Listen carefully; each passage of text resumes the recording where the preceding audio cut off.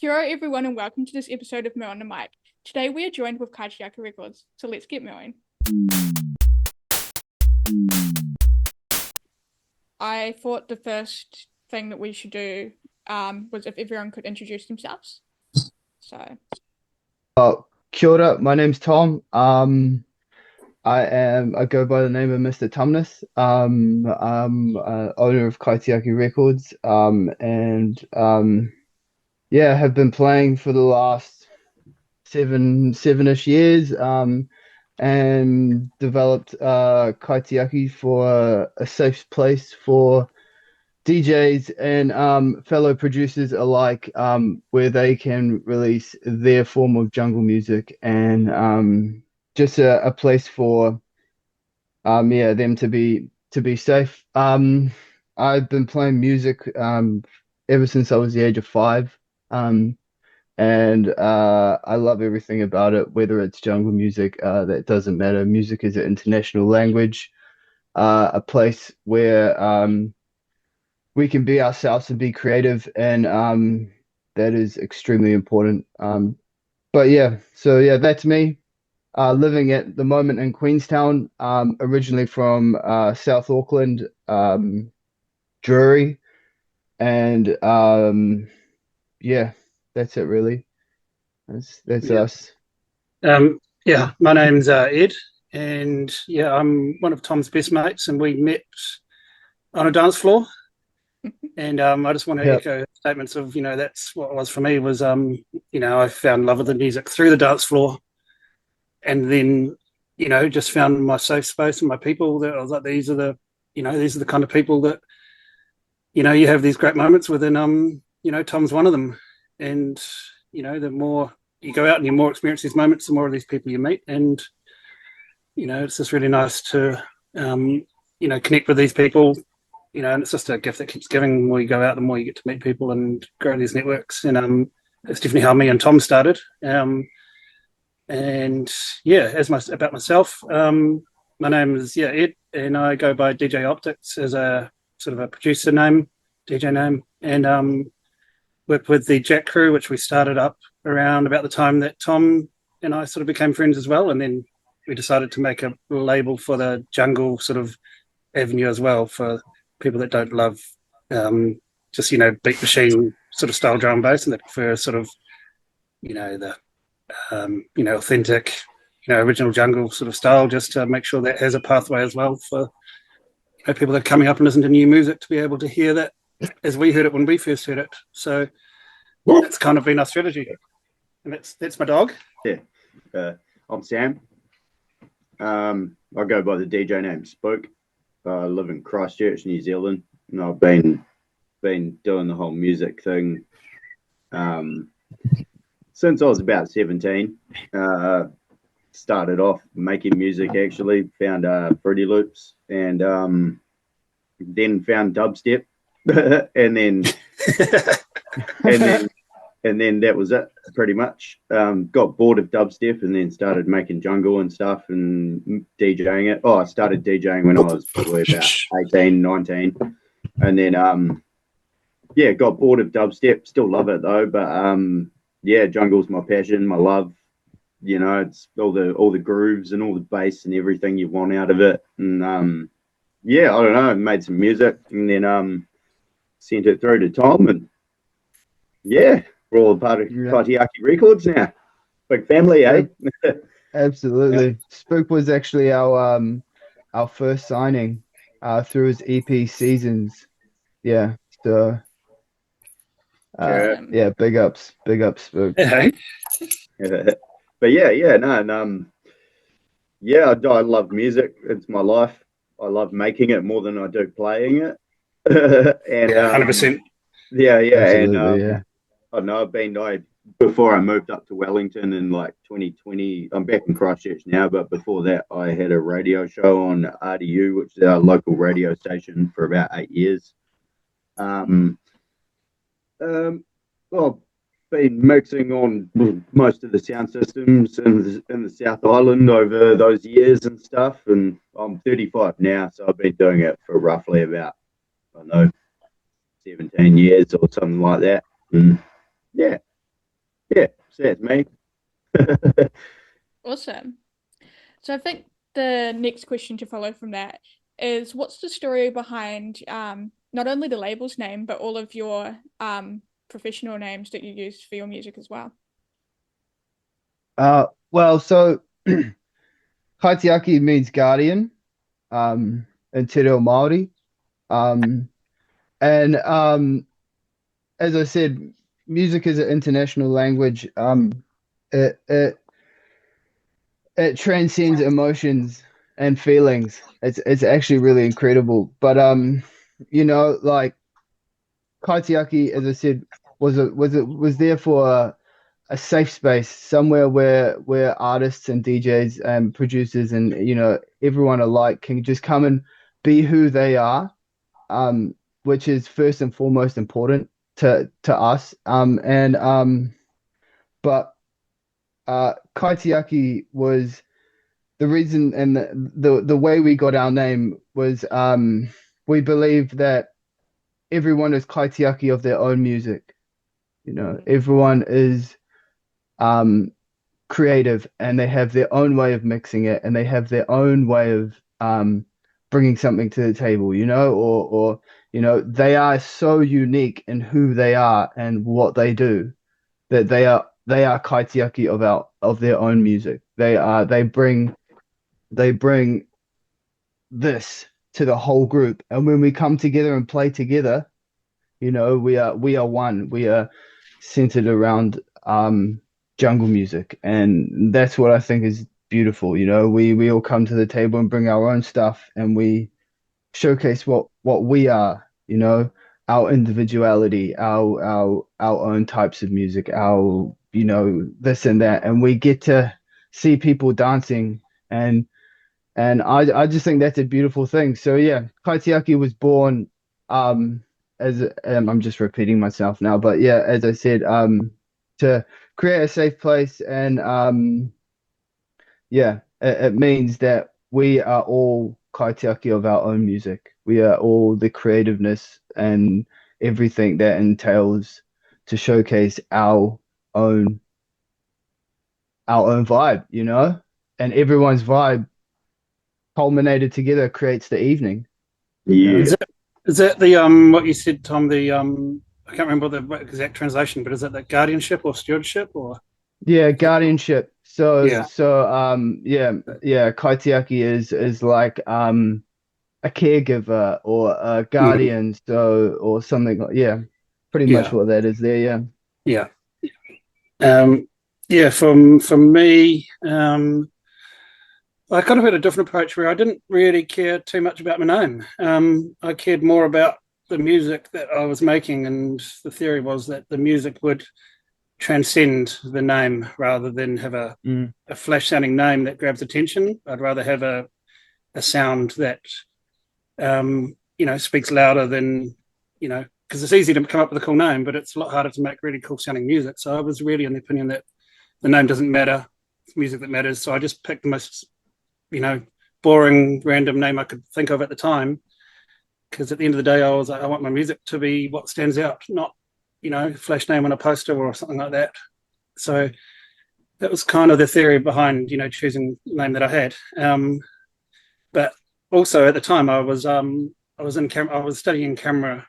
What was I studying? I was studying a class in photography at the time, and they just came up with a page of optics in one of the optics assemblies in one of the pages, and I was like, oh, that'll do. Kind of represents what I was doing at the time. But let's focus on the name, more focus on how you can make that sound really. So that's always been my number one focus. So yeah, that's how I sort of came about with that. And then Google, there's plenty of other optics. Is optical. There's Optiv, but mm. as long as I saw there was no one else that had it, I was like, oh well, I'll just use it and go from there. Yeah, bro. Um, yeah, well, I don't know, the first name I had before I started doing anything serious was Prism, and then I think there was someone called that who does house music, and I don't know, I got thinking, and I know I came up with spook because like generally a spook is like a spy, and I instead of like the whole spy fucking intelligence shit, I was like, oh, spy good music. Makes scary Really music great. too, so that makes sense. Yeah, I yeah, like spy good music, and then also make scary music sometimes. And yeah, brilliant. yeah, it seems to fit. And people seem like since I chose that, it's now my nickname. So more people call me Yeah, Spook than Sam. So I was yeah. like, oh yeah, it fits then. I don't think I've ever called you Sam, really. I think I've always just called you Steve, to be fair. Yeah, Yeah. see? It's just great. It's great. I love it. It's a Yeah, great it, name. it just kind of fit. Yeah, Yeah, yeah. Absolutely. brilliant. Off the Um, back of that, sorry. You guys are talking quite a lot about jungle and the importance of the name and like the guardianshipness of the label. What exactly like drew you to that sound in particular? um, well, we all love jungle music. Let's first of all put that on the head. We all lovers of jungle music. You know, we all think it's a beautiful sound. It's I guess I don't know what drew me to that music.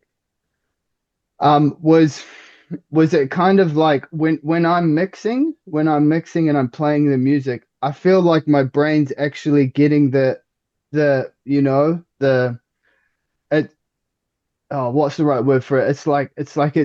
It's getting it and it makes sense and it kind of it stimulates it Mm. and it kind of I just get the eagerness, to keep going and to keep pushing that sound and create that journey of which the artists or the should I say the people in the room, everyone that's in the room listening to the music, it creates that journey, and I think that's what really drew me to jungle music, that the offbeat tempo, the slight difference, the culture. I think the culture is amazing, how it amalgamated with the Jamaican sound system culture, which came over to England, and kind of the black culture and stuff like that, and how it developed through that, through the ages of just living and just creating, and how learning about the history, how it was created, and the Amen brothers, we could talk about them and how they um were the first to make the Amen break, and stuff like that back in the early 70s, 80s, So I think the culture and the history and just the development and also the sound, like when you really delve into the sound, we all move on different frequencies. So I believe that we all just kind of sit with the jungle frequency, really, but also understanding that we are all musicians and that we appreciate all kinds of music as well. That's really important. Nice. Yeah, 100%. Yeah, Yeah, like for me, like the jungle was kind of I've spent a lot of time on dance floors. So I've been on dance floors since I started this whole journey, and I like to observe the energy of the dance floors and stuff. And I have never witnessed anything create the same energy on a dance floor when everyone's involved as what jungle does. And yeah, Mm. just like what Tom said, like there's when you get it, and it yeah, clicks, okay. and it clicks, and it like because before it doesn't click the way that it did after that point, and Mm. there's something, There's no going back, eh? yeah, there's something None. truly addictive about it Yeah, because you just in a good way, or maybe sometimes not so much, but for your neighbors and that, but like it's kind of it was something. There's no one groove, put it that no, way, like with techno, and I'm not saying one's better or worse, it just resonates with me better, but with techno you've got a doof, doof, doof, 4/4, yeah. yeah, and then dubstep, it's always like, and like that's kind of like the genre itself, you know. But you can do different noises, different snares, and all that kind of stuff. But jungle was something where one song could have 5 different grooves in it, and my brain just loves that shit. Yeah. And yeah, I don't know. It is that almost ethereal quality about the rhythm of the music that speaks to something truly Breaks barriers. within the core of me. And my love of music since I was born has then, like, I don't know, it's all led up to being able to enjoy jungle and make it. And I don't know, I just think the whole it's a fully immersive experience if you're willing to go that far. Yeah. If that makes sense. And I have, and I think everyone else who loves electronic music should give it a go, at least. Yeah, that's what I like about it too, is that Well it's electronic, but you can forget that it's electronic, and Oh yeah. you know, like it just sounds like some of it is actually produced to sound like it's a real person playing, and you know, it uses real sampled instruments, and it has influences from jazz and soul and funk. Yeah. And you know, all of that Absolutely. is the backbone of it. You know, you can make drum beats, but unless you can like layer them with something that actually has some emotional, meaningful like connection, it's just noise. But jungle manages to transcend that, you know, and Every you time. can be soulful, you can be deep, you can be high energy, you can be low energy, you can be, you know, you could just feel like I'm like Baba Gump going on about different types of shrimp. You know, you're like, you know, you can just be like, you know, high, you can do Exactly. energy, low energy, you can be soulful, you can, whatever you want to be, you can, you know, it's endless. It's just whatever influence you want at a, you know, 175 BPM or 160 BPM. And that is, it is, because it's got those samples in it. It's, you know, it's a creative, unique sort of, that you can guarantee nobody else has heard it. If you, you know, it's all Absolutely. individual. Yeah. Yeah. And I think that I go on, Tom. Yeah. I think that comes from the history as well, you know, where it came from, Black culture, Yeah. Jamaican culture coming over, 100%. Yeah. developing, you know, as well as it just aging like a fine wine, you know, as it grows, you know, this is how it creates. Also, when you're on the dance floor, you know, it breaks down barriers, you know. Yeah. We are one people, you know, it doesn't Yeah. matter whether you're black, you're white, it doesn't matter. Sorry if I'm being so blunt and honest, but that's just what it is, you know. No, man, you're Oh, not that's- saying we- anything bad there. No, no, that's the whole melting pot that it originated from. And without Yeah. those people like, you know, your Dillingers or your Groove Riders or your Digitals Yeah. or Goldies you know, or you know, without further those back. guys, they wouldn't have drawn the crowds that they drew that had that multicultural aspect to it, you know. So Yeah, exactly. it's a great meeting in the middle for all of those, you know, that melting point sort of to kick That's off it. at that time, you know, in that place and that moment in history, really. And it kind Yeah. of just spawned from that. Yeah. Yeah, I believe it's a absolutely. community sound. Yeah. Yeah. So sort But, of off the back of that, you guys have mentioned culture and influence a lot. So my question would be, how has the influence and culture of New Zealand music and sort of the New Zealand music scene and how that works, how's that really influenced your sound and the brand overall?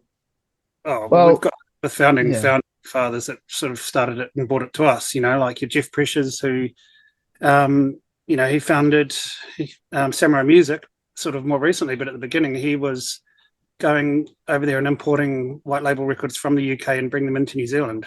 There's a whole bunch of other people. That's just one example, but they were the people that, you know, then from them, they influenced people like Bulletproof and Concord Dawn and the Upbeats. And then once, you know, like once they started doing, like, as soon as Concord Dawn wrote Morning Light, and I heard it on a dance floor in about 2003, that was Great the tune. for every single person that was around at that time. That was the moment it all changed, and we all thought collectively, like, we could do this, you know. Yeah, It changed absolutely. absolutely everyone, and that was the culture of basically the, you know, just the, I don't know how you describe it, but that was a turning point when we realized, hey, New Zealand's pretty good at this, you know. And then Yeah. It was, I can't name more, I can't name everybody, but those were the ones that like the pivotal moments. And there's, that was the culture that it brought into New Zealand, and they really represented it then because there was no internet, there was pirate radio, and people that were actually importing it, and there was no other way to hear this music unless you knew a guy with that record. You're talking 2000, and Yeah. a record in his collection, you wanted to hear it, you had to go to his gig and watch him play it. Oh, of course. You heard it, you wanted to, Absolutely, yeah. and then you had to remember that, and you had to Yep. hold on to that moment because you're like, next time I'm going to hear that. Could be next time you're on a dance floor, but you won't hear it at home, you won't hear it on the radio, you won't hear it Exactly on right. Yeah. You couldn't find an MP3. It was just, you just had to remember it. And I think being able to actually like hold on to those memories kind of, made it a little bit more permanent, and music wasn't Yeah. so that was a big difference, was just the technology available at the time, really, that sort of forced everyone into the same room together, that, just so we could all hear the music we loved. And, that's, I don't know if it's like that anymore, but, we're trying to sort of promote these sort of environments for people to experience like we did. Yeah. But can I just go back to what you said before? Because I have a pretty cool story about how when I first discovered it was 1996, and my mate Stephen Jupp at school. Hi Stephen, hope you don't mind me mentioning you, but he basically came to the back of me at Assembly Hall at an all boys school in Wellington College, and he had a little Walkman, a little Walkman in his pocket, and he fed me an earpiece through his earpiece. We were sitting in assembly at the back of the hall like this. And I didn't know what the hell I was listening to, but we were trying to sit still at the back of assembly, staring at the teachers on stage, and blatantly thinking that we weren't being visible, but we were just sitting like that. And that was, and his brother was actually going to the UK, and he was pirating radio mixtapes, bringing them back into New Zealand, and then giving them to him, and he was bringing them to school, and he was selling them at school. And I was like, I'd never heard anything like it. And that just was like, okay, this is, what the hell is this? And that was my very, very first exposure to like, what the hell is this music? But yeah, I just wanted to drop that in there because it's, pretty cool story, I think, of, just, how it was back then. You couldn't find it. You had to seek it out or be shown by somebody. Yeah. Big time. Absolutely. That's well said. Yeah. Well said, yeah. And that's also very reflective of the New Zealand culture of music as well, because I know growing up, you heard a lot of the same sounds on the main radio stations, and you really had to dig for an indie radio station or for something a little bit different. So I think our viewers will really connect with that. Yeah. Yeah. Yeah. I think I'd like to add, Kaitiaki was where for me personally, when I was younger, I was hanging out with a lot of my good friends, and we used to play out of a shed, and the shed could only fit about, well, could fit, like comfortably 8 people, but we had like at least a good 10 people in there just trying to like, and we used to, all we had was a little boom box, and we got 2 planks of wood, and we bolted them into the wall, and we made a bar leaner, and then we put a couch and a table, and I used to play to like all my friends in the pub. They used to come home after work after I used to be a chef too, so after shift we all used to come back, all the staff used to come back, and I used to DJ for them off a little Yui boom that was terrible, and had built-in lights though, so you could have a wee disco with that. But yeah, that's how it all kind of started with me. I also really felt like using Te Reo Māori, because it is our native language, and it is such a beautiful language. It really is. And there was a lot of things going on, we had to really fight for our language at the time.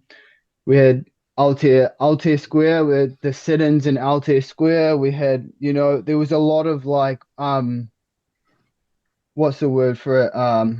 Wouldn't say calamity, but like was just a lot of like tension at times, and I didn't feel at the time. I felt like Te Ao Māori should be more part of our culture, Mm. even more so, than it is today. It is, but I think that it wasn't getting represented enough in New Zealand music. So I created Kaitiaki in the hopes that, we could rejuvenate the language and just keep it alive because it is really a beautiful language, and I'm not Māori myself, but I believe I am, because Māori isn't saying that you are of this descendant. Māori is the mana that you hold inside of you. Yeah. That That's what I quite think. literally perfectly leads on to my next question, because the whole time you guys are talking, I'm thinking about the cultural impact and the identity behind you guys. And it's just, how do you kind of navigate the music scene without losing your identity, especially when you've got these like big Western markets that are heavily white, heavily like just so westernized, so like pop male focused? How do you really like root yourself and kind of just solidify yourselves in an industry that is so loudly just not what you guys are doing? It's so Yeah. true. Yeah, That's very true. Yeah. I think it's simple, really. I think you just who we are, who we are, we stick to what we do, and we listen to what yeah, listen to what our hearts say, listen to what we are as people, tangata whenua, we are people of the land, and I think if we just keep doing what we love and with the onwards, like future, if we continue doing it with love and with goodness, I think that's we can just keep being who we are, and at the end of the day, that is the most important thing, who we are as a collective, because if we don't stick to who we are and veer off, then we lose the integrity. I 100%. think that I think that's important. To always go with love and to always push with what we as Kaitiaki, what we as our unique selves do. Then we Totally. can't go wrong. Simple. Yeah. And I think it's the shelf life of it as well that lasts longer, just purely because of its uniqueness as well. So a lot of this other music that comes out is, it doesn't have a shelf life, and people like want to hear it at a dance or a rave for 16 bars, but then they won't want to listen to it again after that. So it's a bit more about providing music with longevity to real, music listeners, but also music that you can have fun and enjoy. So it's got to be fun. 100%. It's got to Yeah. sound exciting, Yeah. and it's got to sound fun, because people still want to, it's not just for party 100%. music. 100%. But that's what I love about it, is that it translates to a big system so well that you can play it at one of those parties where the demographic might not be your target audience, and you can watch them go wild beyond what they'd expected, because they're not really anticipating anything else apart from what they get at every other festival. And when you throw them, a big crowd, something crazy at the right time, people have come up to Tom after a gig and been like, "Oh, man, I'm from Dunedin. We have drum and bass in Dunedin, but I've never heard that before." And it's just the exposure, and that's what we're trying to do, is present, different avenue for people that like chop beats, really, and like syncopated rhythms that are, that you can party to at the same time. But also with the culture thing, I think it's, I guess, just that music. It's just that music doesn't really discriminate about race or gender. Exactly. And so that means that, people enjoy, it is what it is, and there's no, music doesn't care, emotions carry across that without, it doesn't discriminate race or gender at all. So if you play what you like, and then you attract people that like it as well, the culture is just the people that are into that music, regardless of their parents or their background or how they look, or and that's what makes a safe space, and that's what drew me into it, was being at a dance floor, being like, oh, I love this music, and these people around me are obviously here for the same reasons, so we're all friends. Yeah, I So think that's kind of the culture for me. yeah, shit, yeah. Yeah, I think one of the fundamentals is that jungle's not a particularly trendy music, so Yeah, absolutely. Yeah. it doesn't necessarily attract that commercial kind of trend following element. I mean, it's quite cool at the moment. It seems to be like quite big at the moment, which is awesome. goes in waves and spikes. Yeah, Yes. There's always a cycle to it, but but that's also one of the cool things about it, is that it's been here for like I'd say it's been here for coming up 40 years now, and like it's timeless, and you're always going to have a dance floor, and I think it's something that it's more likely to attract authentic people, and I think that's what gives it the air about it as well. It's authentic people. No one tends to bring their personal politics to the dance floor when it's jungle, in my experience. And drum and bass, of course, because it's all like intermingled. But yeah, I feel like there's just something special about the whole non-conformist groove. Yeah, 100%. To put it in a way, Yeah.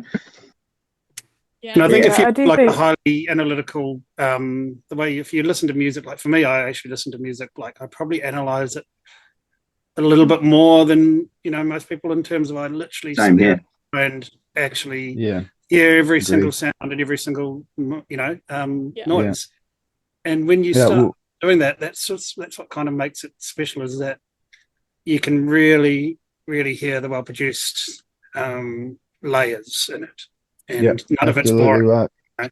Yeah. And that every single beat and every single phrase is, it's almost like a dopamine bloody cycle, where you just keep getting fed brand new beats every bar, as opposed to just a track where you've heard it, you've already registered it in your brain, and then you kind of just don't really care about it anymore. With jungle, you're always just like, oh, it's, Developing. every single little part of it is a new thing that you haven't heard before. And you can the start same one track here. times you hear it differently. Like I can hear the same track 20, 30 times and hear something different in it every time. So it's just got so much layers in it. Yeah, I think to add to that, you could be listening at the start of the track to, like, I don't know, a Jimmy Cliff sample or something like that, or and then at the end of the track you could be listening to some great symphony, or just something that kind of like is elemental to, or like what's the word, kind of like lives hand in hand to what is happening at the start of the track. Sure, but it could start and finish on completely different buzz, and I think that's what's the energy, and that creates the journey to what jungle music is, as well as giving it the love and respect that it is acknowledging about culture and heritage and growth and development through the years. Yeah. Awesome. You guys have mentioned shared experience a lot, so I was just wondering if you guys could maybe tell us a bit more about that. So whether that's radio shows or festivals, or sort of that key moment where you really see that connection with your audience. Oh yeah, go for it. We had oh, sorry, Spook, after you. Apologies. Oh, go for it. Sure. So shared experience is like for me, I have the people who showed me what real jungle were my best friends. It wasn't like a big gig I went to or anything like that. It was my best friends, and we're all DJs. I don't collect vinyl myself, but they've got crates and crates and crates and crates of jungle all the way from 1990 through to today. And it was like like a team experience, in a way. Like we'd all kind of help each other with like our mixing styles, and like, like, oh, check this out. I bet you haven't heard this before. And everyone's like, yeah, fuck yeah, and it was all just like a real, yeah. Apologies for the swearing. But yeah, like everyone was into it. And then, like, I've been a part of Twisted Frequency since day one. And that was a good viewpoint into how you can see the dance floors change in between the genres of music when new artists come up to play. And when it would go from something and then go into like a jungle set, there was a hell of a lot more love on the dance floor, like people hugging, and like also people bouncing around like monkeys. It was great. It's not like this, as I just said before, referencing back to what I said, there's this non-conformist rhythm to it. So you can move how you want to. There's no like, you have to put your foot down at this time or like kind of thing. Like, but it's love and freedom, if I can condense it down into 2 words. I think part of that, Sam, is also the way it's produced. Yes. 100%. Yeah. The waveforms aren't fully clipped out and maximized, right? So if you're playing the music, there is actually space in that for people to actually, like you said, stop and even, turn around and face somebody else and have a conversation with somebody else in between beats, even, or even a breakdown, because they're not being force-fed these like maxed out, clipped out waveforms of 5 minutes without a breakdown with no room in there to breathe.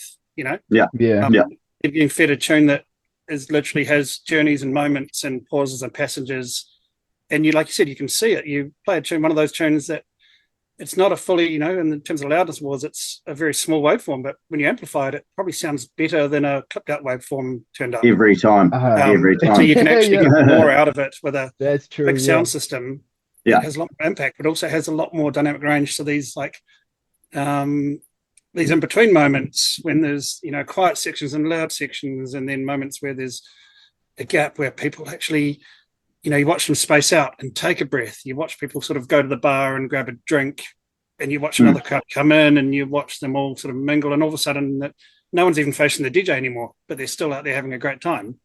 As opposed to the current state where it's clipped out max waveforms of, like the fact, technically well produced, but there's nothing in that to allow anyone to breathe. So for more than a couple of tracks, people get bored. On the yin to the yang, or the yang to the yin, whatever you want to see it as. I'm not too sure what that law is right now, but also it's I find jungle on the dance floor, I've never seen a higher energy from people on the dance floor. So people are moving around. They're moving around fast. They're getting locked into the rhythms at hand.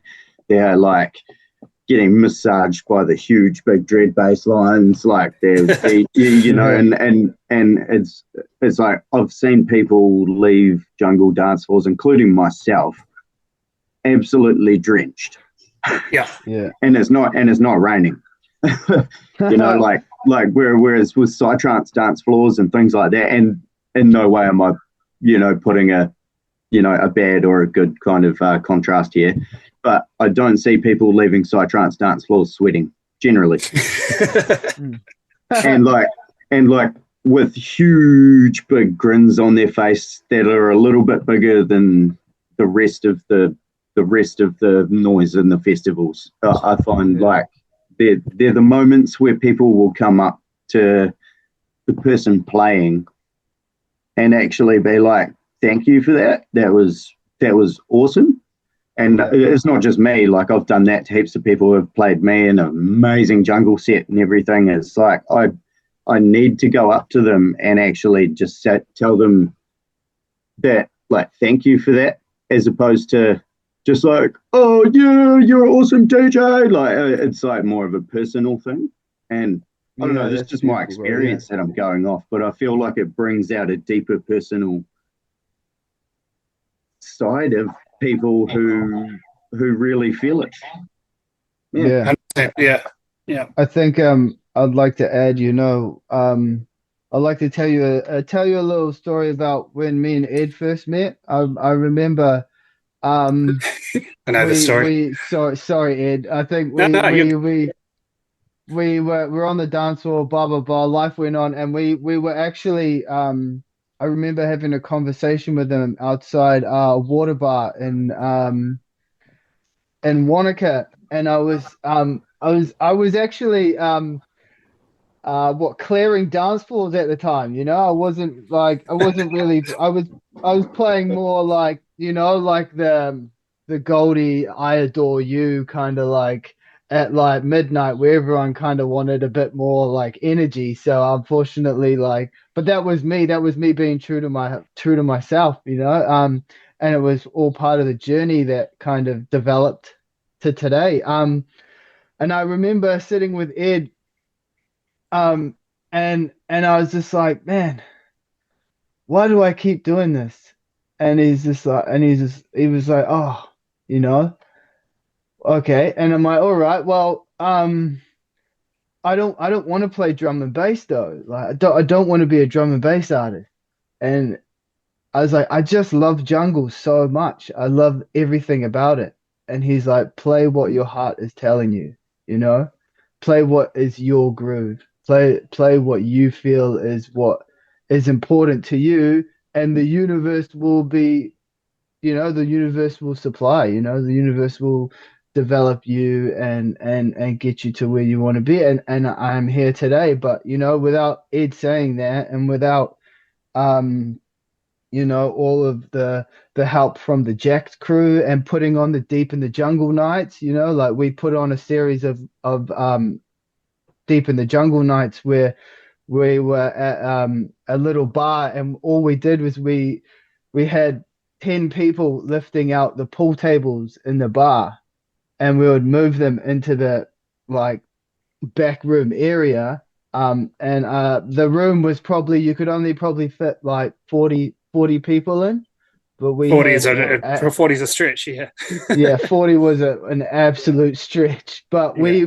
we filled the bar out, and we got a whole bunch of people come through, and we built a stage, and it was to the point where we had it raised so that people were still able to like sit quite close to the speakers, so it kind of like fit really well into the room. And I guess that's kind of where it all began, really, like That's still my favorite gig of all time, really. yeah, it was such a fantastic gig, but I think I and still have a video of like to try and find the of one of the people dancing by the pool tables at lights on, yeah, because yeah, the bar four pool and tables 3 in back the in the room morning. to clean up in the morning, Exactly. and there's still like lights on, and like the whole room is still, there's people putting ladders up to put the, to take the drapes down, and they're still up the ladders raving, and everyone's around the pool tables like with the full lights on, not giving any consideration to it all, like they have to go home. And it's a pretty funny video. But yeah, hilarious. That was a pretty cool night. But the theory behind that was like, you got a big 300 person size venue, you're going to probably attract 30 or 40 people, because that's the kind of crowd you've got at the time. So we're like, oh, let's just take out the pool tables from the pool room and cram everyone into a bloody 3x4 meter pool room, and then just put up some cabinet and make it a like one single light. And exactly, and it came out of a USB, out of a laptop. It was a Temu like $2 USB light. It just goes RGB in a fog machine. Yeah, and exactly. It was one of the most wild. It was almost like when the fog came on, you could have fooled yourself that you were in the middle of 1,000 people, because it was just to the left of you, there's somebody, to the right of you, there was somebody. you couldn't really see past that, and it was amazing. Everyone who was there was like, that was the, one of the most craziest sort of experiences they've had. Like it was just, it was the best night I've ever had, and we've had, hundreds and hundreds of other ones up there since then. That one still becomes number one for me. Yeah, Sam, I remember actually Richard Alvey, hope he doesn't mind me saying his name on the podcast, but he played turntables that night, and it was we were having to put coins on the top of the needle because we needed extra weight from the people jumping around, and like we were because we didn't have the concrete block underneath because first gig, whatever, we're just guys just coming in. We just want to play some tunes, and I remember having to like pull like $2 coins out my pocket just to like get to tape down on the top of the needle so that we had enough like that wouldn't jump or anything like that. Yeah, man. It's always good when you get a massive crowd at lights on that are still kind of screaming for more. It's great. Big time. Yeah. Big time. Yeah. It's all about the energy, isn't it? Absolutely, man. I was going to say, it sounds a lot like the authenticity of what you do and like the realness and like just doing it from your heart is exactly what is drawing people to you, and that's what's making the connection. And I think, speaking from a different part of the music industry, I do photography, but I've found that the more real you are with it, the more you do what you love as an individual, that will just attract the right people. Yeah. Exactly right. Yeah, it's pretty hard to get good photos of people when they're not really kind of enjoying themselves, right? Or there's not any like charisma from anyone. If they, you can kind of see it in the images. If it's, it doesn't matter how many people, but if there's, you can just sense it. If they're there's just like this light around people that when you are genuinely passionate and genuinely doing what you love, you really just flourish.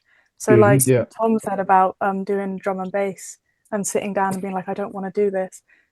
The people around you could probably see that and could probably see that there was something kind of off about your energy. And then as soon as you take that step into doing your jungle music, probably that's where the people started coming in, and that's how you were able to create this label and connect with these people, because love found love, and it's just like that's how it all came together. Absolutely. Yeah, but I do remember that night Tom sat outside with me. It might have been another night actually, but he sat outside in the we're at Rove, I think, actually, and he just sits down next to me and he's like, I think I should start a label. I was like, okay, you should, why not? He's like, oh, cool, thanks, I think I will. Cheers, encouraging me, and all I did was just say, you should do what you want to do, Yeah, that was base camp as well. All he did was say, I think I want to do this, and he just needed somebody to tell him it was a good idea. And I just said, that's, should do it. And he's like, next time I saw him, he's like, I've done it. I've applied for funding. I've made a label. I've got a, got a logo. I've got, all these things are happening. So, people just need to be reminded that, they should follow their dreams of what they want to do, and not, not care if it doesn't. Yeah, absolutely. Yeah, and I think that's the beautiful thing as well about New Zealand. Well, not even just New Zealand music, but creativity in New Zealand, because I'm the one who started this whole process for the Groovy Moo, is that there's a lot of freedom in New Zealand to do your own creative thing, and there's an audience for everyone. That if you just get the word out there, your audience will find you. And I can see that with the stories you've shared with us today, that has been very true for all of you, that if you just sort of stuck to your true creative self, that the crowd comes with that. So yeah, absolutely.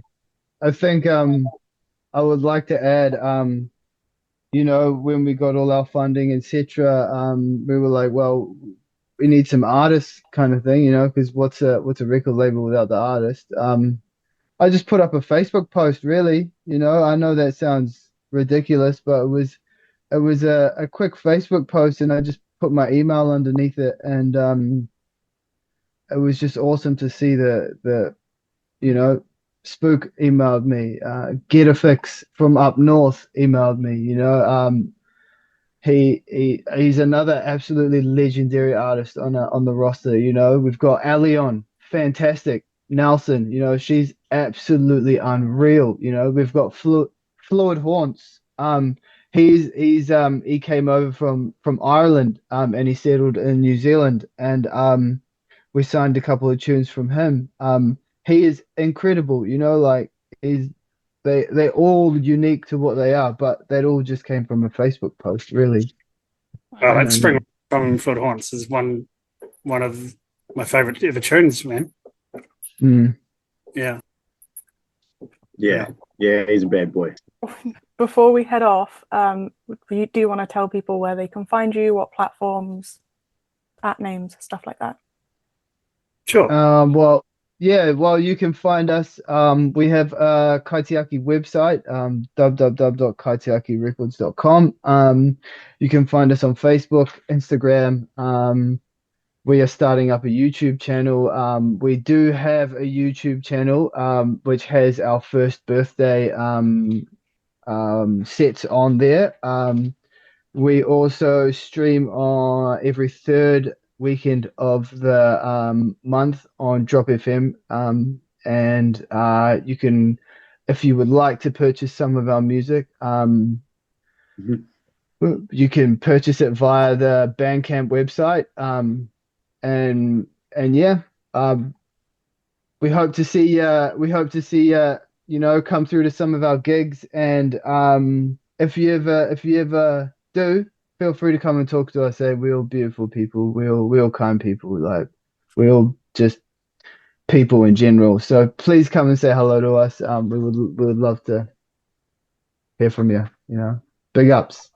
Yeah, wicked. That's been this week's episode of Me on the Mic. Have a groovy week.